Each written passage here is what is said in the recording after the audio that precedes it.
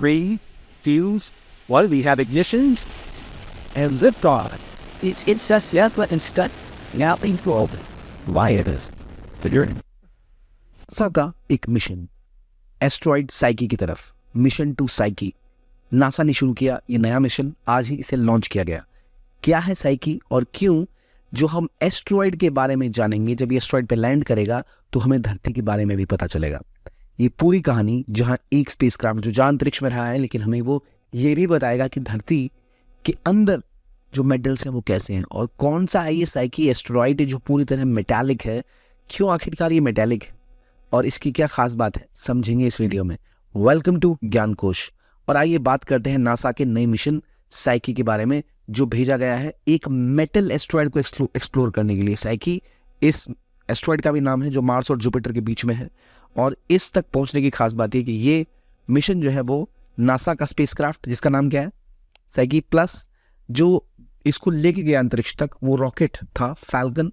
और falcon rocket कौन बनाता है, तो स्पेसएक्स नाम की कंपनी, एक प्राइवेट कंपनी है, और नासा अमेरिका की सरकारी कंपनी है स्पेस एक्सप्लोरेशन की। तो दोनों ने मिलकर रॉकेट लॉन्च किया आज के दिन। और इसकी खास बात यह कि जाएगा एक मेटालिक एस्ट्रॉइड को स्टडी करने के लिए। मेटालिक एस्ट्रॉइड क्यों इंपॉर्टेंट है, क्योंकि ये एस्ट्रॉइड हमें वो जानकारी प्रोवाइड करा सकता है जो हमारे पास नहीं है रिगार्डिंग अर्थ। अगर आप जानो तो हम देखते हैं एक मेटालिक एस्ट्रॉइड की खास बात कि वो एक ऐसा एस्ट्रॉइड है जो रॉकी नहीं है। नॉर्मली क्या होता है, हम समझते हैं जो भी एस्ट्रॉइड होगा वो रॉक्स के टुकड़े होंगे या फिर धूल के कण उनमें भरे पड़े होंगे, लेकिन ये एक ऐसा एस्ट्रॉइड है जो कहा जा रहा है कि केवल निकल और आयरन से भरा हुआ हो सकता है। निकल और आयरन से भरा हुआ एक और जगह होती है जो है अर्थ की कोर। तो जहां तक हम पहुंच नहीं सकते, हम ज़्यादा एक्सप्लोर नहीं कर सकते, तो शायद इस मेटल की स्टडी करते टाइम हमें अर्थ के इंटरनल कोर के बारे में भी पता लगेगा। मेरा आपसे एक सवाल है कि हमारे सोलर सिस्टम का लार्जेस्ट प्लैनेट कौन सा है, जुपिटर, मार्स, वीनस, यूरेनस, इनमें से कौन सा प्लैनेट लार्जेस्ट है? मुझे आप कमेंट सेक्शन में ज़रूर बताइए। और मार्स के साथ ना जब ये मिशन जाएगा साइकी को स्टडी करने के लिए, तो वहाँ ये किस तरह ऑपरेट करेगा ये भी देखते हैं। देखिए यहाँ पर मार्स है और यहाँ साइकी 6 या फिर साइकी भी से कहते हैं, ये वो एस्ट्रॉइड है। और ये हमारा मिशन है जो आज जाएगा साइकी मिशन, ये इसको स्टडी करेगा। इसके बारे में ख़ास बात ये होगी, ये जो एक लोकेशन है, इसके जो हमारे कोर होती है वो बिल्कुल अर्थ से मिलता जुलता है, यानी निकल और आयरन से मिलता हुआ। अगर आप ज्योग्राफी पढ़ते हैं या आप प्रिपरेशन करते हैं एग्जामों की, तो आपको पता लगेगा कि नाइफ कहा जाता है, Ni फॉर निकल, Fe फॉर आयरन। ये 2 मेटल से बना हुआ होता है अर्थ का कोर।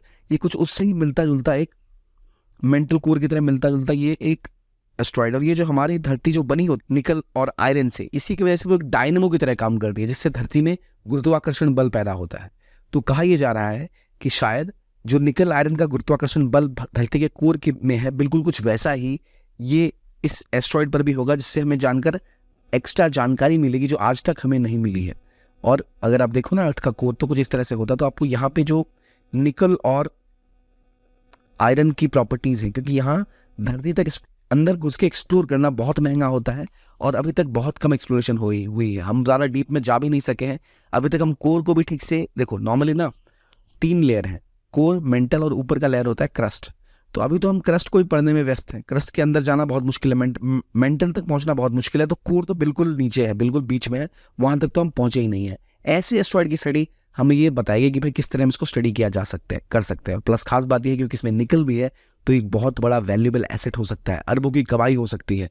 अगर इसकी माइनिंग की जा सके, ये फिजिबल हो पाए, तो कई ऐसी इंडस्ट्रीज हैं जो इसको एक्सप्लोर करना चाहेंगी। तो इकोनॉमिकली भी और साइंटिफिकली भी बहुत बहुत महत्वपूर्ण ये एक एस्ट्रॉइड है। इसकी स्टडी करने के लिए नासा के लिए बहुत महत्वपूर्ण था।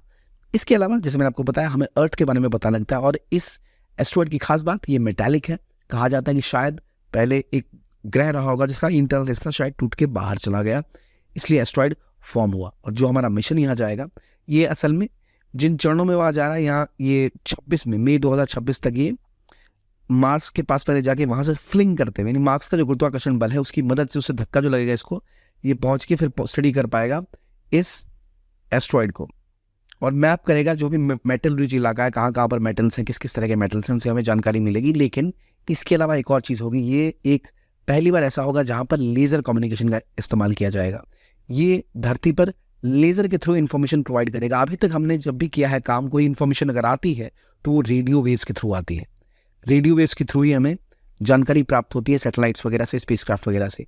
ये जो एक खास जो मिशन है साइकी वाला, ये हमारे जो साइकी उप सेंटर धरती पर होगा, यहाँ पर इसके साथ लेजर्स के साथ कम्युनिकेट करेंगे। तो इस कम्युनिकेशन से फ़ायदा ये होगा कि हमारे पास और प्रिसाइज इन्फॉर्मेशन होगी और बेहतर इन्फॉर्मेशन होगी। इससे हमें जानकारी मिलेगी कि धरती और मार्स से भी दूर जाएगा ये स्पेसक्राफ्ट, तो इतने दूर की डिस्टेंस पर भी हम कम्युनिकेशन स्टैब्लिश कर पाएंगे और जो ज़्यादा प्रिसाइज होगी, जो और कम टाइम में पहुंच पाएगी। इससे पहले जो भी हमें हमने कम्युनिकेशन की है वो मोस्टली या तो मून से कम ही डिस्टेंस तक कर पाए हैं। तो ये मिशन एक बड़े ब्रॉड लेवल पर हमें ये बताएगा कैसे हम लेज़र कम्युनिकेशन को किस हद तक इंटरसेप्ट कर पाएंगे, किस हद तक उससे जानकारी गेन कर पाएंगे। तो ये एस्ट्रॉयड साइकी मिशन जो हमारा है, ये हमें कई चीज़ों के बारे में बताएगा। देखिए यहाँ पर है 16 साइकी एस्ट्रॉयड बेल्ट पर। मार्स और जुपिटर के बीच में ही हमारी एस्ट्रॉयड बेल्ट रहती है, तो आपको पता ही होगा। तो मार्स जुपिटर के बीच में जब ये मार्स के पास जाएगा, फिर वहाँ से ये इस मार्स के गुरुत्वाकर्षण बल का फ़ायदा उठा के अपने आप को पुश करेगा साइकी की तरफ, और फिर ये साइकी को स्टडी करेगा, साइकी की इंफॉर्मेशन हमें प्रोवाइड करेगा, धरती पे सिग्नल रिले करेगा। तो ये एक बड़ा महत्वपूर्ण मिशन है। इससे पहले कई टाइम पहले भी ये कोशिश कर रहे थे कि ऐसा हो पाए, लेकिन किन्हीं न किन्हीं वजहों से ये आगे नहीं पहुंच पाता। 2029 में 2029 इस date it will reach Psyche, जो इस एस्ट्रॉयड का ऑर्बिट करेगा, मतलब उस पर लैंड नहीं करेगा, उसके आसपास पहले चक्कर काटेगा और कई सारे कैमरास, गामा रेज और न्यूट्रॉन स्पेक्ट्रोमीटर से, मैग्नेटोस्फेयर से, मैग्नेटोमीटर से इसको स्टडी करेगा और हमें जानकारी प्रोवाइड करेगा। 2026 में ये मार्स से निकलकर एस्ट्रॉयड साइकी की तरफ जाएगा। तो एक बहुत मेजर मिशन है।